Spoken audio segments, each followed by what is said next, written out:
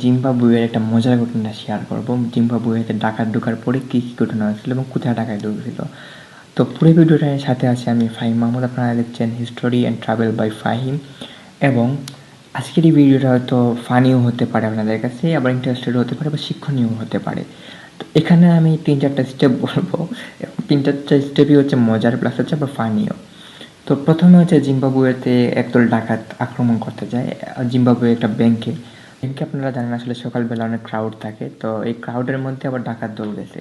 তো ডাকাত দল যাওয়ার পরে আপনার যে ওরা ঢুকেই বলতেছে যে কেউ নড়াচড়া করবেন না, সাবধানে থাকুন এবং নীরব থাকুন, কারণ টাকা গেলে সরকারে যাবে, কিন্তু যান তো আপনার নিজের জীবন বাঁচান। তারপরে এটা দেখেই বা এটা শুনি নগদ আপনার একজন মহিলা পোল্ট্রি নিয়ে আনে। পোল্ট্রি নিচ্ছে বলতে যে ওই মহিলা টেবিলে শুয়ে পড়ে।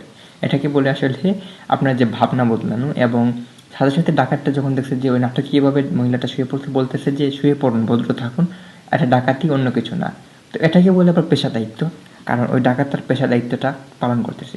তারপরে যখন আপনার তারা ডাকাতটা শেষ করে বাড়িতে চলে যায়, এমবিএ পাস করা একজন ছোটো ডাকাত ছিল, ওই বলতেছে যে টাকাগুলো গনে দেখি কত টাকা নিয়ে আসছি। তারপর 6 পাস করা একজন বড় ডাকাত, মানে ওর অভিজ্ঞতা বেশি আসলে। তো ওই বলতেছে যে থাক, ওইটা গনে কী করবো, ওইটা তো এমনিতেই নিউজ পেজে বা রাত্রে দেখা যাবে যে নিউজে বলতেছেই।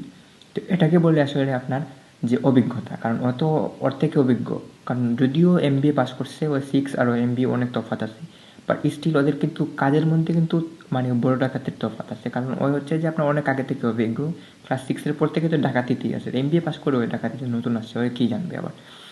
তারপরে দেখা যায় যে এটা তো দেখে মানে ব্যাংকের ম্যানেজার আর স্টাফ বা সুপারভাইজার তো মহা খুশি, কারণ কি এবার তো ডাকাতি করে গেছে, এখন তো আসলে ওই ডাকাতদের উপরেই দোষ যাবে যে ওই টাকা মেরে দিচ্ছে। তো আমরাই কাজ করি, এই সুযোগে আমরা কিছু মাইরা দিই। ওরা মাইরা দিচ্ছে একেবারে 80 মিলিয়ন, ব্যাংক থেকে 80 মিলিয়ন মাইরা দিচ্ছে, বুঝতেছেন। তারপর মারার পরে এখন তো নিউজ মিডিয়াতে ভাইরাল হয়ে গেছে যে 100 মিলিয়ন ডাকাতি হয়ে গেছে, $100 মিলিয়ন। শুনে তো মাথায় হাত ওদের, ওরা গনে দেখে মাত্র ওরা 20 মিলিয়ন নিয়ে আসছে। ছোটো ডাকাত বলতেছে যে ভাই এক কাজ করি, আমরা একবার গনে দেখে আসলে টাকাগুলো কত আছে, আমরা তো 100 মিলিয়ন আনার কথা না, গনে দেখি মাত্র 20 কোটি।